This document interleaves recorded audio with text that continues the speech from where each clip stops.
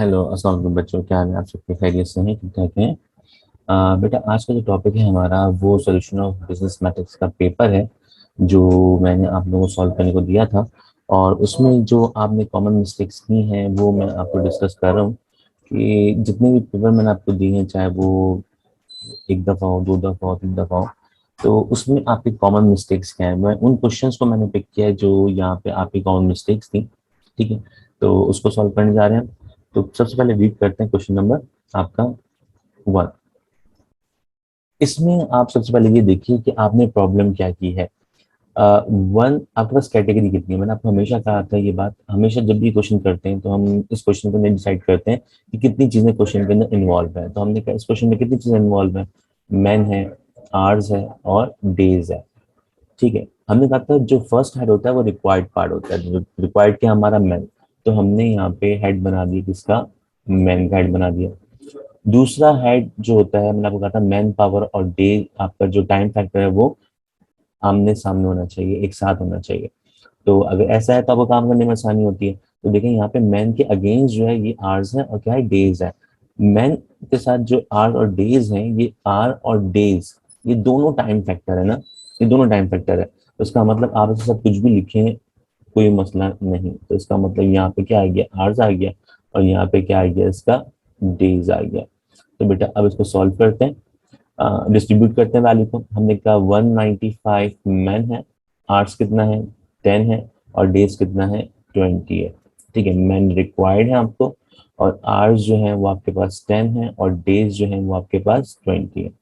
ठीक है, इसके बाद फिर हमने कहा था डायरेक्शन ऑफ एरो की, एरो की डायरेक्शन कैसे करते हैं। हमने कहा था ये जो है, चलो ये तो अपवर्ड हो गया ना, ये हमेशा रिक्वायर्ड पार्ट हमेशा अपवर्ड होता है। अब इसके अगेंस्ट क्या क्या है, मैन के अगेंस्ट क्या क्या है, आर्स है और डेज है। तो यहाँ पे अमूमन लोग गलती ये करते हैं कि इसमें से एक कोई अपवर्ड कर देते हैं या फिर एक कोई डाउनवर्ड कर देते हैं। तो मैंने आपको कहा था कि मैन और आर्स जो है काम करने की कंडीशन में, यानी ऐसी कंडीशन जहाँ पे क्या हो रही हो, वर्किंग कंडीशन हो, कैन फिनिश अ जॉब। यहाँ पे क्लियरली कह रहा है can finish a job, it's mean कोई वर्किंग हो रही है ना, तो कंस्ट्रक्शन हो रही है, वर्किंग हो रही है, ऐसी तमाम कंडीशन में जहाँ पे कंस्ट्रक्शन हो रही हो, वर्किंग हो रही हो, इन तमाम कंडीशन में टाइम फैक्टर और आपका मैन पावर ये हमेशा इनवर्स होते हैं। ये हमेशा क्या होते हैं, इनवर्स होते हैं। ऐसी वो तमाम कंडीशन जहाँ पे कंस्ट्रक्शन हो, वर्किंग हो, ऐसी तमाम कंडीशन में आप क्या करते हैं, मैन पावर और टाइम फैक्टर क्या होते हैं, अपोजिट होते हैं। ठीक है, लेट सपोज हम यहाँ पे इस क्वेश्चन में हम किसी भी क्वेश्चन में देखते हैं कि अगर किसी एक बिल्डिंग में, अगर किसी एक बिल्डिंग के अंदर जो है वो 100 लोग काम कर रहे हैं और एक बिल्डिंग में 1000 लोग काम कर रहे हैं, तो मुझे एक बात बताइए कि 1000 वर्किंग वाली बिल्डिंग जो है वो जल्दी फिनिश होगी या फिर 100 वाली? ऑब्वियसली 1000 वाली, जिसमें ज्यादा लोग काम करेंगे, वो जल्दी से फिनिश हो जाएगी उसका काम। तो इट्स मीन कि नंबर ऑफ वर्कर्स आप बढ़ाएंगे तो टाइम ड्यूरेशन क्या हो जाएगा, कम हो जाएगा। तो कंस्ट्रक्शन कंडीशन में, मेकिंग कंडीशन के अंदर टाइम फैक्टर और मैन पावर हमेशा क्या होता है, अपोजिट होता है। तो यहाँ पे इस क्वेश्चन के अंदर, अच्छा मेरी और वीडियोस हैं जिसके अंदर आपको क्लियरली बिल्कुल अलग वीडियो है प्रोपोर्शन की, इनवर्स प्रोपोर्शन की, डायरेक्ट प्रोपोर्शन की। अगर आपको फिर भी इसमें मसला होता है, आप वाली वीडियो भी चेक कर सकते हैं। ठीक है, तो इस क्वेश्चन के अंदर क्या है, इस क्वेश्चन के अंदर इत्तेफाक से मैंने ये आर और डे ये दोनों टाइम फैक्टर है। ठीक है ना, तो इट्स मीन ये जो वर्किंग कंडीशन है, यानी मैन पावर है, मैन है ये, और ये दोनों के दोनों, ये दोनों के दोनों मैन पावर के अगेंस्ट हो जाएंगे, यानी इनवर्स हो जाएंगे, अपोजिट हो जाएंगे। तो ये अपवर्ड है तो ये दोनों क्या होंगे, डाउनवर्ड होंगे। दोनों डाउनवर्ड क्यों होंगे? क्योंकि ये दोनों के दोनों टाइम फैक्टर हैं। ये दोनों के दोनों क्या है, टाइम फैक्टर हैं। तो मैंने आपको बताया था मैन पावर और टाइम फैक्टर हमेशा अपोजिट होता है कंस्ट्रक्शन की कंडीशन में। तो यहाँ पे मैन जो है वो मैन पावर है, टाइम फैक्टर दोनों है, आवर्स भी है और डेज भी है, दोनों टाइम फैक्टर है। ठीक है, तो यहाँ पे आपने सबसे बड़ी प्रॉब्लम की कि मैन पावर और टाइम फैक्टर को आपने क्या किया, एक को आपने इन्वर्स किया, एक को आपने डायरेक्ट किया। तो यहाँ पे आपने गलती की है। तो सबसे पहला काम आपने यहाँ पे क्या करना था, मैन पावर अपवर्ड हो गया, टाइम फैक्टर दोनों के दोनों क्या होंगे, डाउनवर्ड होंगे। अब वही वाला formula, tail divide by head, tail क्या है, एक्स, डिवाइड बाय हेड कितना है, 195 इज इक्वल्स टू। अब यहाँ पे जो दूसरी कंडीशन है इसको, यहाँ पे थोड़ा प्रॉब्लम हो गई, इसको मिटा देता हूँ मैं। यहाँ पे डिस्ट्रीब्यूशन जो है वो गलत हो गई है। यहाँ पर डिस्ट्रीब्यूशन क्या है हमारी, सेकंड स्टेटमेंट हमारी थी कि how many man should be employed to finish a job in 15 days. 15 यहाँ पे 15 आ जाएगा, और यहाँ पे क्या आ जाएगा, आर्ट्स कितना है 13 है, तो यहाँ पे क्या आ गया 13 आ गया, और ये क्या था आपका डाउनवर्ड था। अब वैल्यू को डिस्ट्रीब्यूट कर देते हैं, तो टेल डिवाइड बाय हेड, यहाँ पे tail 10 divide by 13 multiply by tail divide by head mean 20 divide by 15। तो यहाँ पे अब इसको सिंप्लाई कर देंगे, यहाँ डिवाइड हो रहा है, वहां जाके क्या हो जाएगा, मल्टीप्लाई हो जाएगा। तो उसको मल्टीप्लाई करते हैं, हमने कहा x is equals to 10 multiply by 20 divide by, बल्कि ये यहाँ पे डिवाइड था, वहां जाके मल्टीप्लाई हो जाएगा, तो 195 हो जाएगा, और नीचे वाले आपस में मल्टीप्लाई होंगे। अब इसको आपस में मल्टीप्लाई कर लीजिए, ऊपर वाले को तो मैं अपने कैलकुलेटर से मल्टीप्लाई कर रहा हूँ, 10 multiply by 20 multiply by 195 and then divide by, ऊपर जो आंसर आया वो आंसर आया बेटा 39000, और डिवाइड कर देंगे इसको किससे, आपका 13 मल्टीप्लाई बाय 15 इट्स मीन 195। ऊपर वाली वैल्यू को डिवाइड कर दीजिए, 39000 डिवाइड बाय 195, ये आपका जो आंसर आएगा वो क्या आएगा, 200 आएगा। तो ये क्या हो गए, 200 मैन हो गए to finish a job in 15 days. ये हो गया फर्स्ट वाले का आंसर। ठीक है, तो ये फर्स्ट वाले का आंसर हो गया।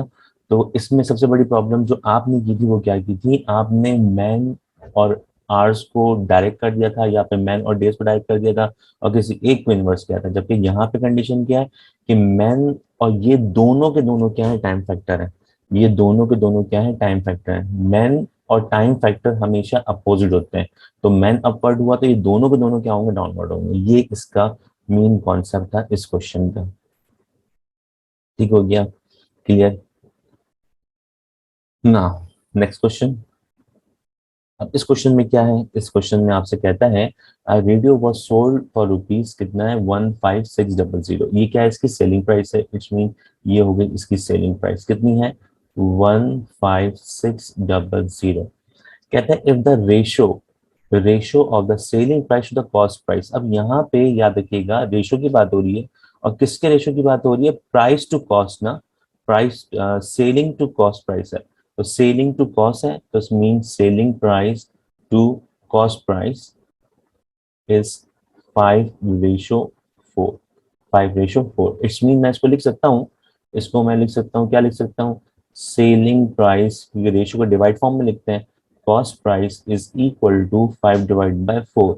अब इस कंडीशन में आगे देखिएगा कि यहाँ पे इस कंडीशन में मालूम क्या करना है, आपको मालूम करना है फाइंड द कॉस्ट प्राइस, और क्या मालूम करना है, find the profit as the ratio of cost price. इसका मतलब प्रॉफिट और रेशियो का आपको, प्रॉफिट और कॉस्ट का रेशियो मालूम करना है।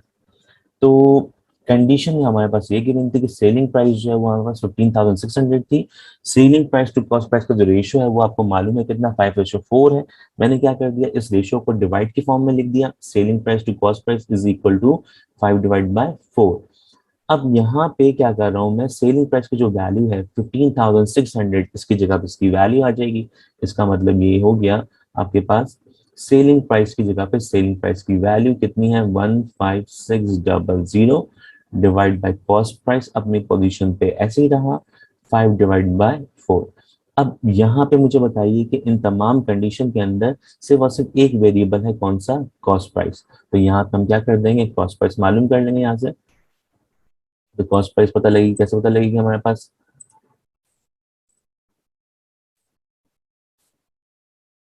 एक लाइन ड्रॉ करनी थी मुझे।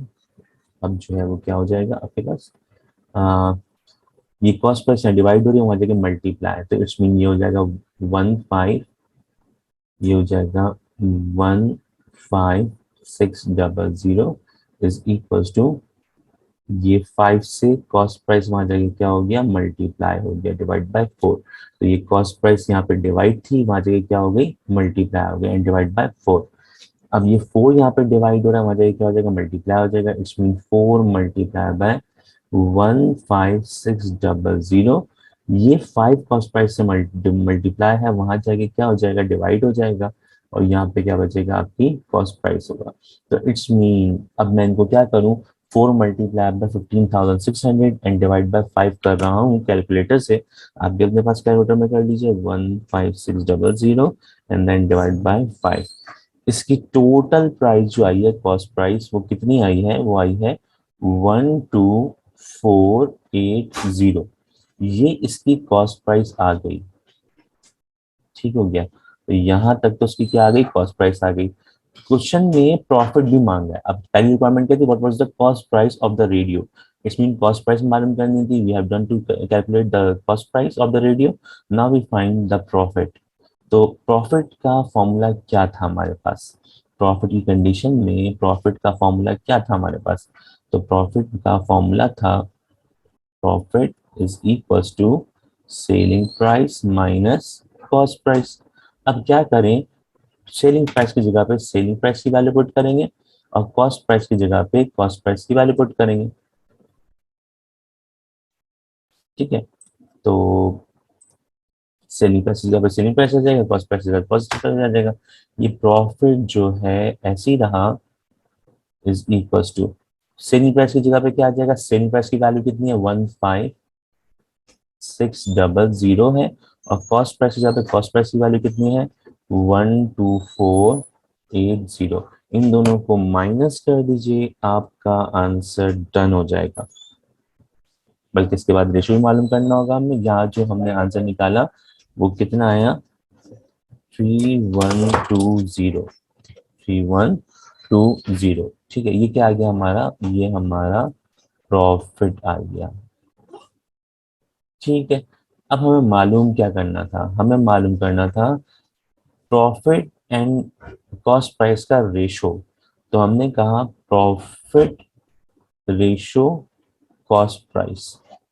तो प्रॉफिट की वैल्यू कितनी निकाली आपने, आपने निकाली 3120। और रेशो कॉस्ट प्राइस कितना निकाला आपने, 12480। इन दोनों को डिवाइड कर देते हैं, 3120 डिवाइडेड बाय 12480। इसका जो रेशो बना वो बना 1:4, 1:4। ये प्रॉफिट रेशो कॉस्ट प्राइस। अच्छा, एक बात याद रखिए कि साइंटिफिक कैलकुलेटर में, जो ओरिजिनल साइंटिफिक कैलकुलेटर होता है, उसमें जो है जब आप इसको डिवाइड करेंगे ना, 3120 डिवाइड बाय 12480, तो ये जो है आपका जो कैलकुलेटर है वो डायरेक्टली आपको आंसर देगा 1/4। लेकिन किसी के पास अगर ओरिजिनल कैलकुलेटर नहीं है, ठीक है ना, तो फिर आप क्या करेंगे, आपके पास जो भी कैलकुलेटर है उसमें अगर आप टॉप लेफ्ट पे देखेंगे तो आपका एक शिफ्ट का बटन होता है ना। शिफ्ट के बटन के नीचे जो है, नीचे से नीचे वाला बटन, इस ये जो बटन होगा ना, इसके ऊपर यहाँ लिखा होगा A B, C। जैसे आप बटन को प्रेस करेंगे तो इस तरह से निशान बना हुआ आ जाता है। तो अगर आप यहाँ पे इस तरह से लिखें अपने अपने कैलकुलेटर में, जैसे मैं आपको बता रहा हूँ, अपने कैलकुलेटर में लिखिएगा 3120, और फिर ये वाला बटन ABC वाला बटन प्रेस कीजिएगा। या किसी ओरिजिनल कैलकुलेटर के अंदर जो होता है वो डिवाइड इस तरह का बटन होता है। तो ये वाला बटन प्रेस करें या ये वाला बटन प्रेस करें, एक ही बात है। किसी कैलकुलेटर में ये वाला बटन होता है, किसी में ये वाला बटन होता है। तो जब आप ये वाला बटन प्रेस करेंगे तो ये निशान बना हुआ आ जाएगा। ठीक है ना, और वैल्यू कितनी है, 12480।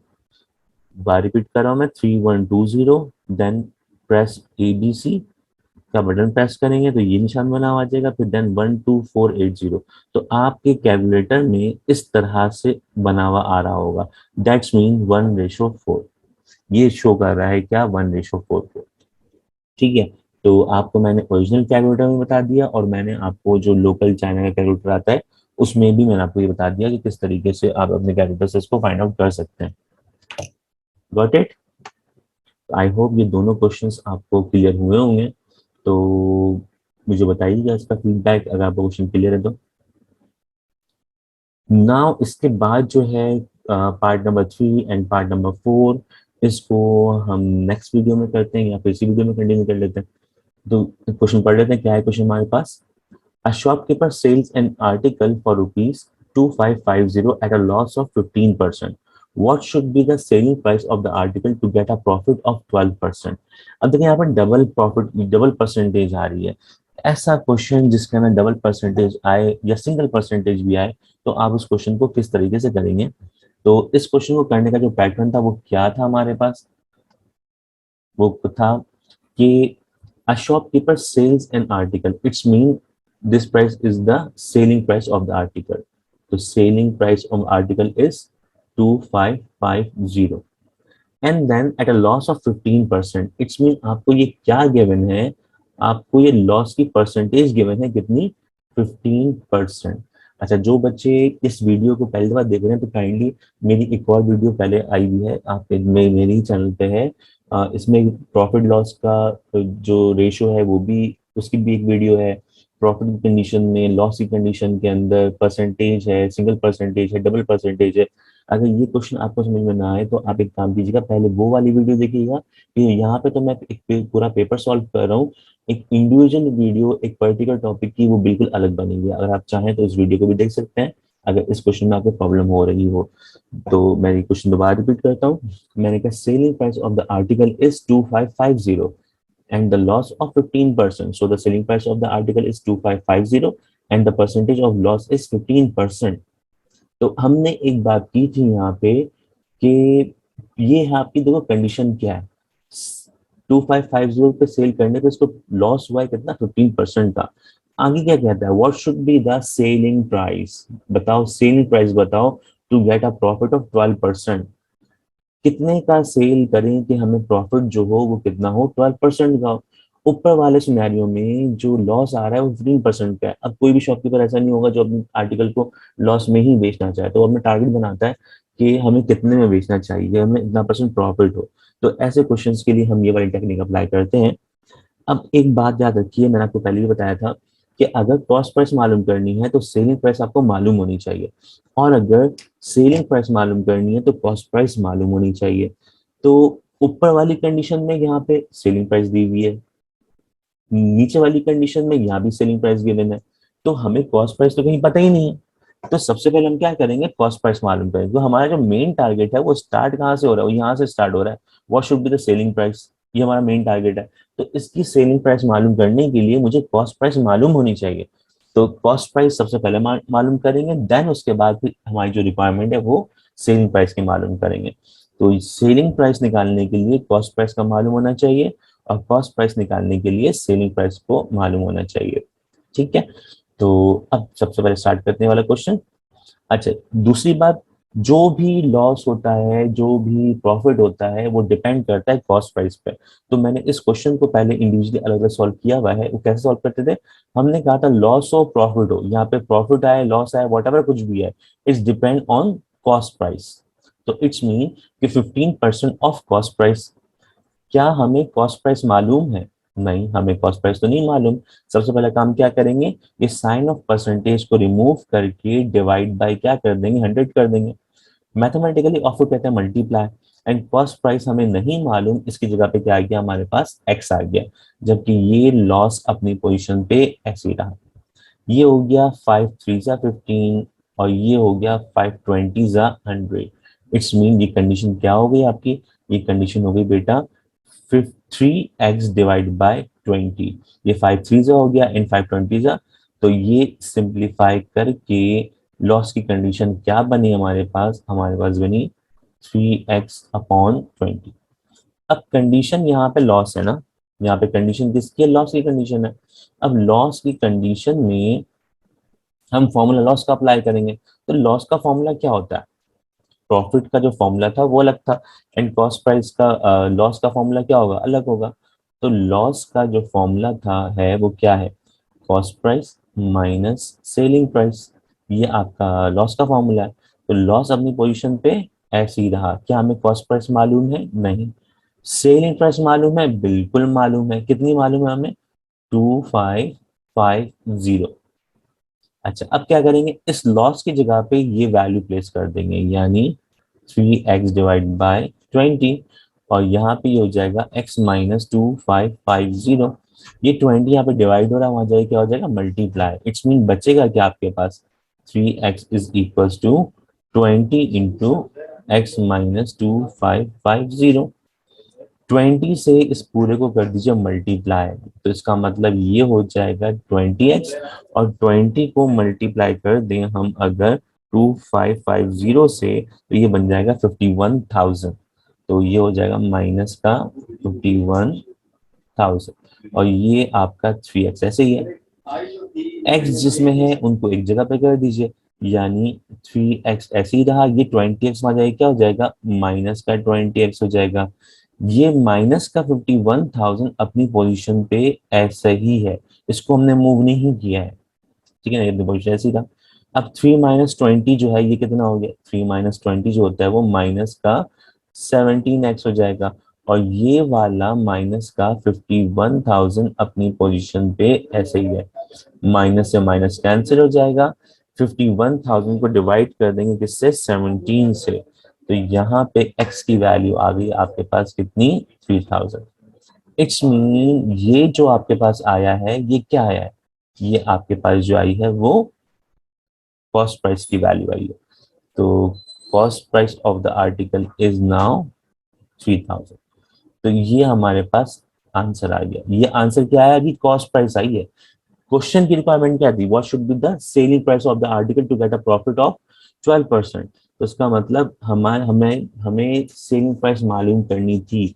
तो मैंने आपको कहा था कि सेलिंग प्राइस अगर मालूम करनी हो तो उसकी कॉस्ट प्राइस मालूम होनी चाहिए, तो यहाँ पे हमने कॉस्ट प्राइस मालूम कर ली। Now we find the value of selling price, ठीक है ना। तो अब होगा क्या, होगा ये कि सेकेंड कंडीशन के लिए जो सिनेरियो बनेगा वो इसका अलग सिनेरियो होगा, ठीक है। अब सेकंड कंडीशन का सिनेरियो क्या हो जाएगा आपके पास, सेकंड कंडीशन का सिनेरियो जो है वो कुछ ऐसा हो जाएगा कि कॉस्ट प्राइस हमारे पास आ गई है, what should be the selling price, selling price हमें क्या करनी है, मालूम करनी है। जबकि प्रॉफिट का परसेंटेज कितना मालूम है हमें, प्रॉफिट का जो परसेंटेज है वो 12% मालूम है। तो हमने कहा था वही वाली बात, हमने कहा था कि प्रॉफिट हो लॉस हो वट एवर कुछ भी हो, it's depend on cost price. तो इसका मतलब ये क्या हो जाएगा, 12%, परसेंट डिवाइड बाय 100 कर देंगे, और मल्टीप्लाई बाय क्या, कॉस्ट प्राइस। अब इनकी जगह पे इनकी वैल्यू को पुट कर दीजिए, ठीक है ना। जब वैल्यू को पुट करेंगे आप, तो 12 डिवाइड बाय 100 हो जाएगा, 12 को 100 से डिवाइड करेंगे, कैंसिल करेंगे, तो आपका जो आंसर आएगा वो क्या आएगा, ये आएगा 3/25, ठीक है ना, ये आएगा 3/25।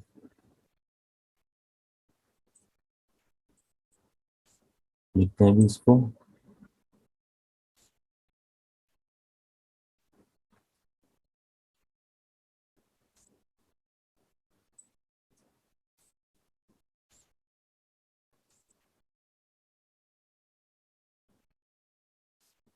जी, तो हमने लिखा 3/25, और प्रॉफिट ऐसे ही रहा, profit is equal to 3/25 multiply cost price की जगह पे कॉस्ट प्राइस की वैल्यू कितनी है, 3,000 है बेटा।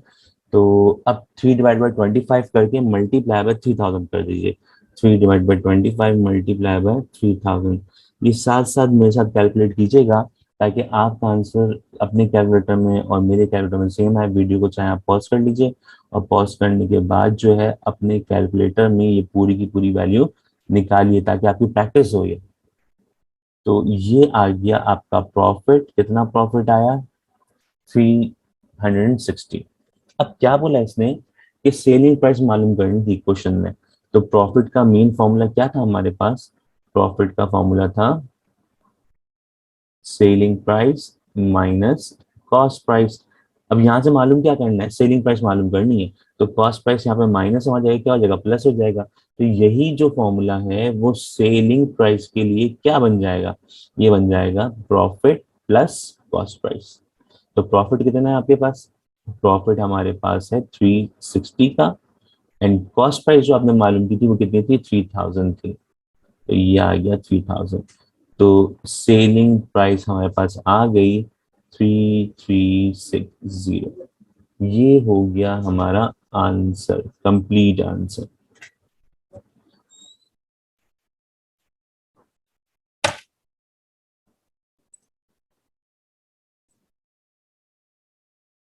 जी बेटा, तो यहाँ तक तो आपकी बात क्लियर है।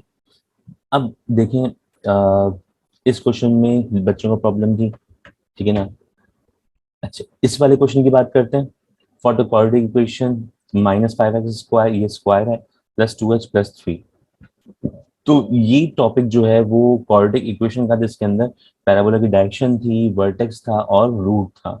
तो इसकी वीडियो बिल्कुल अलग मेरे चैनल पर मौजूद है। आप चैनल पर लिखेंगे direction of parabola, vertex, roots by sir Saqib Iqbal, तो आपके पास इसका पूरा लेक्चर आ जाएगा। ठीक है, तो उसको यहाँ पे डिस्कस नहीं कर रहे, तो आप इसको मेरी दूसरी वीडियो के अंदर चेक कर लीजिएगा।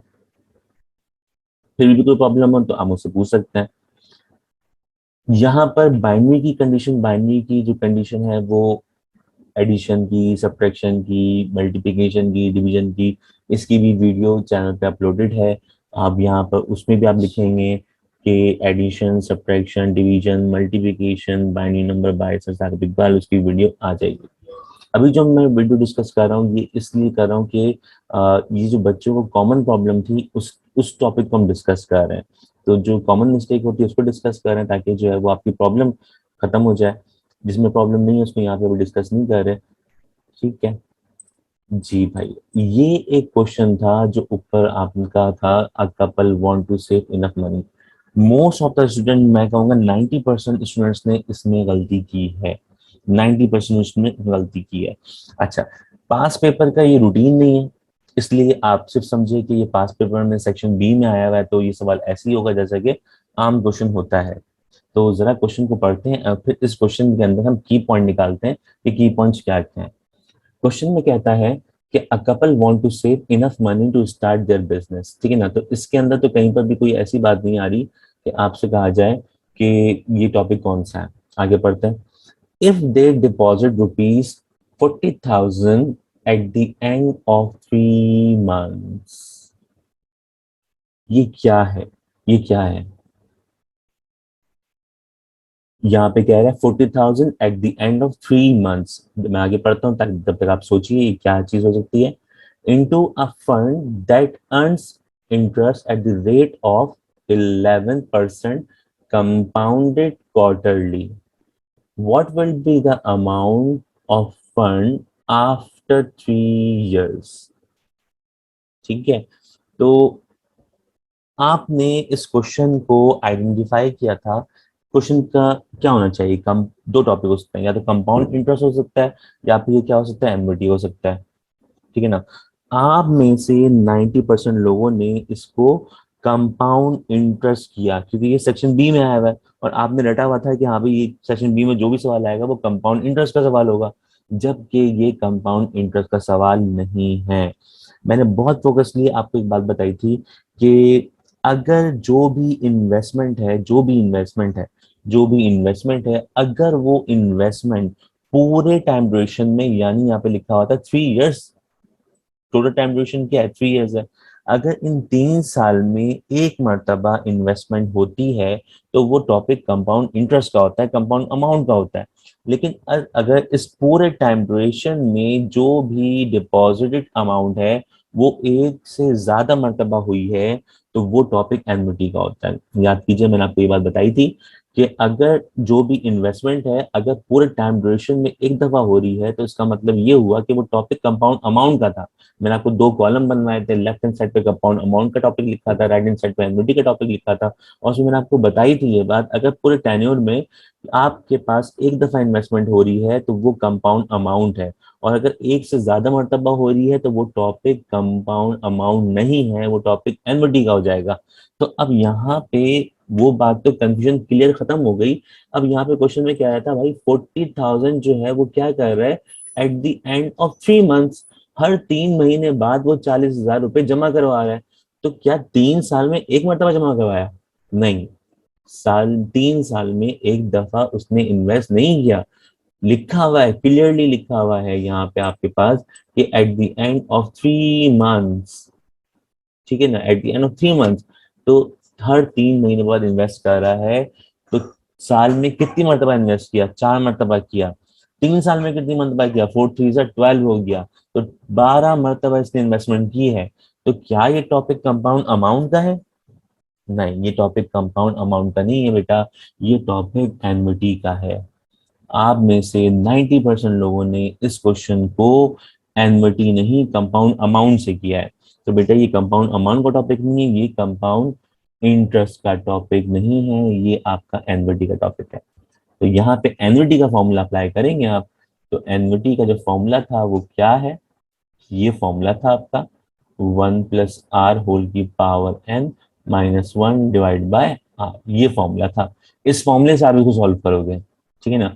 अब ये जो स्मॉल r था ये कैलकुलेट करने का फॉर्मूला था I/m, और ये m कैलकुलेट करने का जो फॉर्मूला था वो था m × ठीक है ना। अब यहाँ पे आप क्या करें, आई की जगह पे आई की वैल्यू कितनी, आई की वैल्यू 11% है। तो 11% का मतलब क्या हुआ, 11/100 करेंगे तो 0.11 आ जाएगा। और m क्या है, क्वार्टरली है, तो उसका मतलब क्वार्टरली में क्या पुट करते हो आप, 4 पुट करते हो। तो 0.11 को आप डिवाइड कर दोगे किससे, 4 से। तो आपका जो आंसर आएगा 0.11 / 4। आपका जो आंसर आया वो आया 0.275 ठीक है ना। और m × d का मतलब 4 × 3। m4 है, टाइम 3 इयर्स है, तो 4 3 क्या हो जाएगा, 12 हो जाएगा। जी बेटा, आई होप आपको ये बात क्लियर हुई होगी कि कंपाउंड, असल जो प्रॉब्लम थी आपकी वो ये थी कि टॉपिक कौन सा है ये, ठीक है ना। तो टॉपिक मैंने आपको यहाँ पे क्लियर कर दिया, ठीक है। अब इसको सॉल्व कर दें फॉर्मूले में वैल्यू पुट करके। आप इसको जब सॉल्व करेंगे तो ए जो है वो ऐसे ही रहा, आर जो है वो इन्वेस्टेड अमाउंट कहलाता है, यानी 40,000 यहाँ पे आ जाएगा। और 1 + आर की जगह पे आर की वैल्यू कितनी है, 0.0275 की पावर कितनी है, एम एन है। तो एन कितना है, 12 है, -1 और डिवाइड बाय क्या लिखा है, आर। तो आर की वैल्यू कितनी है, 0.0275। अब इसको आप सिंप्लीफाई कर दीजिए। सिंप्लीफाई करेंगे तो क्या हो जाएगा, ये आपका 40,000 हो जाएगा, ठीक है। ये हो जाएगा 1.0275 की पावर कितनी, 12 -1 एंड डिवाइड बाय 0.0275। अब ऊपर वाली ये चीज मैंने आपको बताई थी कि आप कैलकुलेटर से निकाल लीजिए पूरी वैल्यू। पहले आप क्या करेंगे, 1.0275 की पावर 12 निकालेंगे, जो भी आंसर आएगा उसको -1 कर देंगे, उसका जो भी आंसर आएगा उसको आप 0.0275 से डिवाइड कर देंगे। फिर उसका जो भी आंसर आएगा उसको आप 40,000 से क्या कर दोगे, डिवाइड कर दोगे, वो मल्टीप्लाई कर दोगे, ठीक है ना। और अगर आपके पास ओरिजिनल कैलकुलेटर है तो ओरिजिनल कैलकुलेटर के अंदर कोई मसला ही नहीं है, आपने क्या करना है, कैलकुलेटर के अंदर पूरी वैल्यू एज इट इज अपने कैलकुलेटर में पुट कर दीजिए। 1.0275 मैं जो पुट कर रहा हूँ वो पूरी वैल्यू एक साथ कैलकुलेटर में पुट कर रहा हूँ, ठीक है।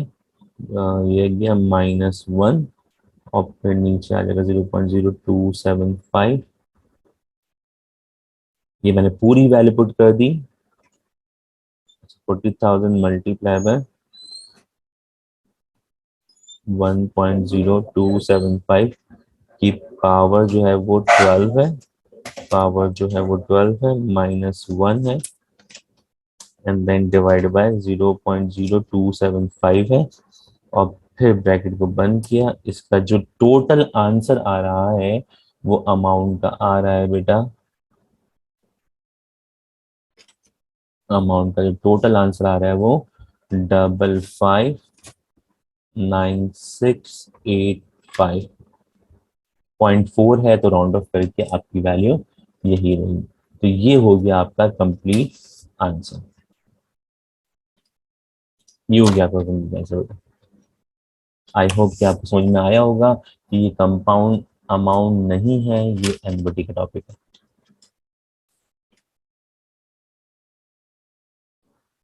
तो आपने यहाँ तक देखा तो आपको टॉपिक समझ में आया होगा, अब कॉन्सेप्ट क्लियर हो गया होगा। इसके बाद जो है अब क्या है, find the value of x.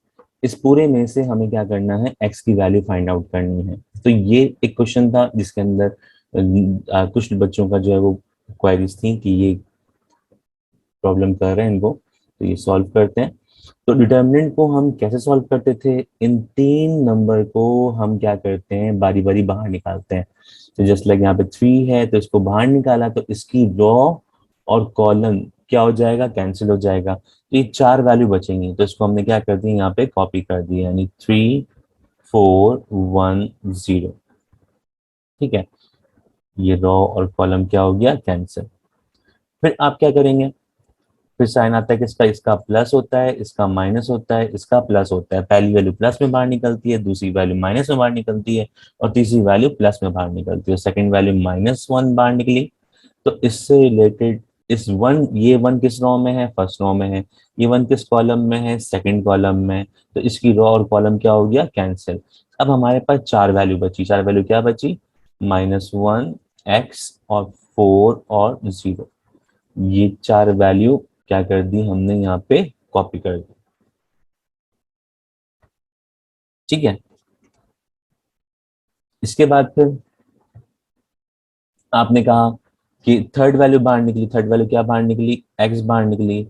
ये 4 वैल्यू आपने कॉपी कर दी, इसकी रॉ और कॉलम क्या हो गया, कैंसिल। क्या बचा, -1 3 x 1, ये आपने कॉपी कर दिया, इक्वल टू 0। इक्वल टू बल्कि कितना है, -30 है, -30 है। ठीक है, अब इस पूरे को सिंप्लीफाई करते हैं। कैसे सिंप्लीफाई करते थे आप इसको, a d minus b c, यानी फॉर्मूला था a d minus b c का, 2/2 ऑर्डर का डिटर्मिनेंट कैलकुलेट करने का। तो सिंप्लीफाई करते हैं, ए को डी से मल्टीप्लाई, 3 0 बीच में साइन माइनस का फॉर्मूले का, बी को सी से मल्टीप्लाई करेंगे, 4 1 4। ठीक है, ये आ गया आपका 4 1 4, -1 ऐसे ही रहा, -1 को 0 से मल्टीप्लाई करेंगे 0 हो जाएगा, बीच में साइन माइनस का आ गया, 4 को x से मल्टीप्लाई किया, 4x हो गया। फिर x ऐसे ही रहा, -1 को 1 से मल्टीप्लाई किया तो क्या हो गया, -1 हो गया, और माइनस ऐसे ही रहा, 3 को x से मल्टीप्लाई किया तो 3x इक्वल टू -30 हो गया। अब इसको और फर्दर सिंप्लीफाई कर दिए, 3 × 0 - 4 क्या हो जाएगा, -4 हो जाएगा। क्या कर रहे हैं, प्लस माइनस कर रहे हैं, 0 -4x, 0 खत्म हो गया, सिर्फ क्या बचा, -4x बचा। ये दोनों आपस में क्या नहीं हो सकता, ऐड और सब्ट्रैक्ट नहीं हो सकता, तो ये अपनी पोजीशन पे ऐसे था। अब इसको सिंप्लीफाई कर दिया, 3 4 12 हो गया, माइनस माइनस क्या हो गया, प्लस हो गया, एंड देन इसके बाद ये x दोनों से मल्टीप्लाई हो जाएगा, तो x को -1 से मल्टीप्लाई करेंगे तो प्लस माइनस माइनस x 1 जा x, प्लस माइनस, अब इसको दूसरे वाले से मल्टीप्लाई कीजिए तो प्लस माइनस माइनस, और x जो है वो 3x से मल्टीप्लाई हुआ तो 3x स्क्वायर हो गया, यानी x x से मल्टीप्लाई हुआ तो x स्क्वायर हो गया, और ये -30 ऊपर से चलता हुआ आ रहा है, तो -30 अपनी पोजीशन पे ऐसे ही रहा।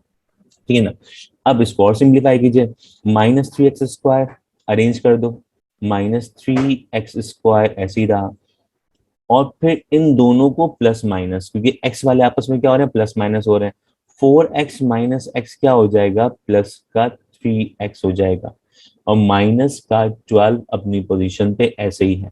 ठीक है ना, माइनस का 30 वहां जाके क्या हो जाएगा, प्लस का 30 हो जाएगा, क्या बचा, इक्वल टू 0। और सिंप्लीफाई कर दीजिए, -3x² प्लस 3x, 30 में से 12 गया तो 18 बचा, इज इक्वल टू 0। ठीक है, यहां तक बात क्लियर है ना। अब इसके बाद जो है आप क्या करें, -3 कॉमन निकाल लें सब में से, तो -3 कॉमन निकालोगे तो बचेगा क्या, x²। ठीक है, ये वाला प्लस माइनस में कन्वर्ट हो जाएगा, जब माइनस कॉमन निकालते हैं तो सबकी साइन क्या हो जाती है, चेंज। चलें, कुछ बच्चों को ये प्रॉब्लम होती है कि सर -3 कॉमन क्या निकालें, नंबर कॉमन क्यों निकालें, तो आपकी आसानी के लिए मैं कॉमन निकालते ही नहीं हूँ। ठीक है ना, मैं क्या करता हूँ, बस इतना याद रखिएगा कि x² हमेशा क्या होना चाहिए, प्लस में होना चाहिए। तो इन तीन नंबर्स को, तीन टर्म्स को आप इक्वल टू के राइट हैंड साइड पर शिफ्ट कर दीजिए, तो सिर्फ और सिर्फ क्या होगा, सबकी साइन क्या हो जाएगी, चेंज हो जाएगी, सबकी साइन चेंज हो जाएगी, माइनस वाला प्लस हो जाएगा, प्लस वाला माइनस हो जाएगा। तो ये आपका क्या हुआ, आपने साइड को चेंज कर दिया, या आपकी सबकी साइन क्या कर दी, आपने चेंज कर दी। अब इस कंडीशन पे हुआ क्या, इस कंडीशन पे आपके पास क्वाड्रेटिक फॉर्मूला अप्लाई होगा, ठीक है ना। तो क्वाड्रेटिक फॉर्मूला में क्या होता है, क्वाड्रेटिक फॉर्मूले में हम यहां से बनाते हैं इसकी वैल्यू a, इसकी वैल्यू b, इसकी वैल्यू c। तो so the value of a is 3 and the value of b is -3 and the value of c is -18। Quadratic formula क्या था, वो फॉर्मूला अप्लाई करोगे। क्या फॉर्मूला है, -b प्लस माइनस रूट में था b² -4ac divide by 2a। अब इस फॉर्मूले में क्या कीजिए, तमाम वैल्यू पुट कर दीजिए। एक b की जगह पे b आ जाएगा, यानी b की जगह पे क्या आएगा, ये वाला माइनस, और -3 हो जाएगा ये। तो हो गया -3 प्लस माइनस रूट में b² -4ac, यानी -3 का स्क्वायर -4। a की जगह पे a की वैल्यू कितनी है, 3 है, और c की जगह पे c की वैल्यू कितनी है, -18 डिवाइडेड बाय 2a। तो 2 ऐसे ही रहा, a की जगह पे a की वैल्यू कितनी है, 3। तो देखिए बेटा, तमाम की जगह पे इनकी वैल्यूज को प्लेस कर दिया। अब मुझे एक बात बताएं कि माइनस माइनस क्या हो जाएगा, प्लस हो जाएगा, प्लस माइनस रूट -3 का स्क्वायर क्या हो जाएगा, 9 हो जाएगा, माइनस माइनस क्या हो जाएगा, प्लस हो जाएगा। तो इन तीनों को आपस में क्या कर दें, मल्टीप्लाई कर दें, यानी 4 मल्टीप्लाई बाय 3 मल्टीप्लाई बाय 18। तो आपका आंसर आता है 216। और ये डिवाइड हो जाएगा 2 3 6, डायरेक्ट आप 6 लिखेंगे यहाँ पे। तो बेटा यहाँ तक कोई प्रॉब्लम आपको, आई होप यहाँ तक कोई प्रॉब्लम नहीं। 216 के अंदर 9 को ऐड कर देंगे तो ये हो जाएगा 225 डिवाइड बाय 6। अब यहाँ पे 225 देखते हैं, 225 का रूट क्या निकलता है। 225 का रूट जो है वो निकलता है 15। तो इसका मतलब ये हुआ कि यहाँ पे आ जाएगा 3 प्लस माइनस कितना, 15। तो अब वही वाली बात, आप क्या करेंगे, इसको एक दफा प्लस में लिखेंगे और एक दफा किस में लिखेंगे, माइनस में लिखेंगे। तो लिखते हैं इसको एक दफा प्लस में और एक दफा माइनस में। तो हमने यहाँ पे लिखा है इसको x is equals to 3 plus 15 divide by 6 और 3 माइनस 15 डिवाइड बाय 6। तो क्या हो जाएगा ये हो जाएगा 18 डिवाइड बाय 6, और ये क्या हो जाएगा, -12 डिवाइड बाय 6। कैंसिल हो जाएगा, 6 3 जा 18 एंड 6 2 जा 12। तो ये जो x की वैल्यू है वो कितनी आई बेटा, 3 एंड -2। ये हो गया बेटा इसका आंसर। एक दफा फिर वीडियो को रिवाइंड कीजिएगा और यहाँ पे इस क्वेश्चन को दोबारा शुरू से समझिएगा, क्योंकि इसमें भी आप बच्चों ने कुछ कंफ्यूजन की है आंसर निकालने में। अब इसकी मैं आपको वेरिफिकेशन बताऊं, इसकी वेरिफिकेशन में अगर आप इस x की वैल्यू को यहाँ पे रख के पुट करें तो इसका डिटर्मिनेंट जो है वो बराबर किसके आ जाएगा, -30 के आएगा, ठीक है ना। और इस -2 को भी इसमें पुट करें x की जगह पे तो इसका डिटर्मिनेंट भी क्या आना चाहिए, -30 आना चाहिए। कभी ऐसा होता है कि दोनों वेरीफाई वेरीफाई करती हैं, कभी ऐसा होता है कि एक वैल्यू वेरीफाई करती है। जब एक वैल्यू वेरीफाई करे तो आप क्या करेंगे, उसी को आंसर लिखेंगे, और दूसरी वैल्यू अगर वेरीफाई नहीं हो रही तो उसको आंसर नहीं लिखेंगे। तो आपके कॉमर्स के कॉन्सेप्ट के अंदर तो इसको वेरीफाई करना और उसको एक साइड लिखना इतना जरूरी नहीं है, लेकिन साइंस के अंदर हम जरूर करते हैं इस चीज को। तो आई होप ये समझ में आया होगा टॉपिक आपके। अब जो है वो हम कर रहे हैं हमारा ये वाला question, solve the equation for x. तो इसको सॉल्व करते हैं इस क्वेश्चन को। बेटा इस क्वेश्चन को सॉल्व करने का तरीका क्या था, इक्वल टू के लेफ्ट हैंड साइड पे 2 टर्म्स हैं एंड इक्वल टू के राइट हैंड साइड पे 2 टर्म्स हैं। तो एलसीएम निकालेंगे। इसके नीचे क्या है बेटा, 1 है, और इसके नीचे भी क्या है, 1 है। तो नीचे वालों को आपस में मल्टीप्लाई करते हैं and then cross multiply, LCM निकालने का ये रूल था। तो 2x+10 जो है वो मल्टीप्लाई किससे होगा, 1 से, तो उसका मतलब आपका ये 2x+10 ऐसे ही रहा, प्लस ये रहा प्लस 3 से मल्टीप्लाई हो जाएगा क्या, x+4। 3 से 3 मल्टीप्लाई किससे हो रहा है, x+4 से, तो 3 से मल्टीप्लाई हो गया x+4। डिवाइड में क्या है आपके पास, x+4 इज इक्वल टू, इसका एलसीएम निकाल लो। इसका एलसीएम निकालोगे तो वही वाली बात, नीचे वाले आपस में मल्टीप्लाई होते हैं एंड देन क्रॉस मल्टीप्लाई, इसका मतलब x-2 जो है वो मल्टीप्लाई 1 से होगा, तो ये x-2 ही रहेगा, +4 मल्टीप्लाई किससे होगा, x-3 से, तो इसका मतलब ये हो गया x-3, और डिवाइड में आपका क्या है, x-3 रहा। अब इस स्टेप के बाद क्या करना है, इस स्टेप के बाद 3 से इसको मल्टीप्लाई करना है, 4 से इसको मल्टीप्लाई करना है, बाकी तमाम वैल्यू अपनी पोजीशन पे ऐसे ही रहेगी। तो ये 3 से मल्टीप्लाई कर रहे हैं, क्या हो जाएगा 3x एंड 3 4 12, और डिवाइड में क्या है आपके पास, x+4, और ऊपर वाली वैल्यू x-2, और ये 4 से मल्टीप्लाई होगी तो 4x and then 4 3 12 and divide x-3। Is it clear ना। 2x+3x इज, ये हो जाएगा 2+3 5x, 10+12 10+12 इट्स मीन 22, डिवाइड में x+4 ऐसे ही रहा, यहाँ पे x+4x क्या हो जाएगा, 5x हो जाएगा, -2 -12 -2 -12 इज -22, ठीक है ना, और ये हो गया x-3। यहाँ तक क्लियर है ना। अब इसके बाद क्या होगा, यहाँ पे करते हैं क्रॉस मल्टीप्लाई। क्रॉस मल्टीप्लाई में क्या होता है बेटा, ये यहाँ डिवाइड है वहां जाके मल्टीप्लाई, ये यहाँ डिवाइड है वहां जाके मल्टीप्लाई, इसका मतलब x-3 जो है ये मल्टीप्लाई किससे होगा, ये होगा x-3 जो है वो मल्टीप्लाई होगा 5x+22 के, और ये x+4 जो है वो मल्टीप्लाई किससे होगा, x+4 जो है ये मल्टीप्लाई होगा 5x-22 से। तो देखो मल्टीप्लाई करते हो ना, इस बात का ध्यान रखो, आपके लिए एक टिप बता रहा हूँ कि जब ये इससे मल्टीप्लाई हो रहा है तो पहले कौन सा लिखें, जो इजी है उसको पहले लिखो, x-3 को तो मैंने पहले लिखा है, और यहाँ पे x+4 को मैंने पहले लिखा है, तो इससे क्या होता है, काम आसान हो जाता है, आसान वैल्यू पहले लिखेंगे, काम आसान होगा। अब क्या करें, अब ये करेंगे बेटा कि x जो है पहले मल्टीप्लाई होगा किससे, 5x से, तो x को 5x से मल्टीप्लाई करेंगे तो क्या हो जाएगा, ये 5x² हो जाएगा, फिर x को मल्टीप्लाई करेंगे किससे, 22 से, तो ये हो जाएगा 22x। अब -3 को 5 से मल्टीप्लाई करेंगे तो 5 3 15x हो जाएगा, एंड देन -3 मल्टीप्लाई किससे होगा, 22 से, तो माइनस प्लस माइनस, एंड 22 को 3 से मल्टीप्लाई करेंगे तो ये 66 आएगा, ठीक है। अब x को मल्टीप्लाई कर रहे हैं 5x से, तो ये आपका 5x² हो गया, x को मल्टीप्लाई किया आपने 22 से, तो माइनस का 22x हो गया, 4 को 5 से मल्टीप्लाई किया तो 5 4 20x हो गया, और 4 को 22 से मल्टीप्लाई किया तो ये 88 हो गया।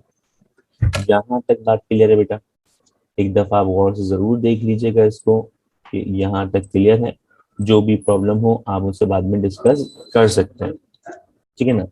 अब क्या हुआ, इक्वल टू के left hand side equal to का राइट हैंड साइड पर जो सेम वैल्यू होती है उसको हम कैंसिल कर सकते हैं, यानी 5x² और ये वाला 5x² आपस में क्या हो गया, कैंसिल। अब जो बचा उसको सिंप्लीफाई कर दीजिए, 22 में से अब x वाले आपस में सिंप्लीफाई होंगे तो क्या हो जाएगा, 22 में से 15 माइनस हुआ तो 7x हो जाएगा, और माइनस का 66 ऐसे ही रहा, ठीक है ना। इक्वल टू के राइट हैंड साइड पे आ जाइए, माइनस का 22 प्लस का 20 क्या हो जाएगा, माइनस का 2x हो जाएगा, और माइनस का 88 अपनी पोजीशन पे ऐसे ही रहा। यहाँ तक कोई प्रॉब्लम बेटा। अब इसके बाद जो है वो x, यहाँ x वालों को एक जगह पे कर दीजिए, जिसमें x नहीं है उनको एक जगह पे कर दीजिए, यानी 7x ये वाला कॉपी रहा, ये माइनस का 2x जो है वो यहाँ पे माइनस में है, वहां जाके क्या हो जाएगा, ये प्लस हो जाएगा। ये माइनस का 88 अपनी पोजीशन पे ऐसे ही है, ये माइनस का 66 जो है वहां जाके प्लस का 66 हो गया। अब सिंप्लीफाई कर दीजिए, क्या हो जाएगा, ये आपका हो जाएगा 7 + 2 = 9, और माइनस का 88 में से आप 66 को माइनस करेंगे तो आई होप कि 22 आएगा। ठीक है, तो यहां तक बेटा कोई प्रॉब्लम है? ठीक है, अब ये क्या हो जाएगा, x की वैल्यू निकालनी है तो 9 से मल्टीप्लाई हो रहा है, वहां जाके डिवाइड, ये आ गया आपका आंसर।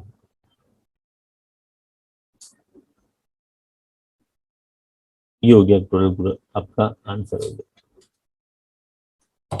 ठीक है बेटा, तो आपने क्वेश्चन में क्या किया, आपने जो सेक्शन बी था, ये आपका सेक्शन बी कंप्लीट हुआ, जिसके अंदर हमने आज काफी सारे टॉपिक्स को कवर किया। वो क्वेश्चंस जो आपके नंबर डिडक्ट कर रहे थे, तो उसमें आपको अब इंशाल्लाह कोई प्रॉब्लम नहीं होगी। फिर भी कोई प्रॉब्लम हुई तो आप मुझसे मेरे नंबर पर कांटेक्ट कर सकते हैं, व्हाट्सएप कर सकते हैं, तो आपको उसका जवाब मिल जाएगा। ठीक है, thank you so much for watching, take care, अल्लाह हाफिज।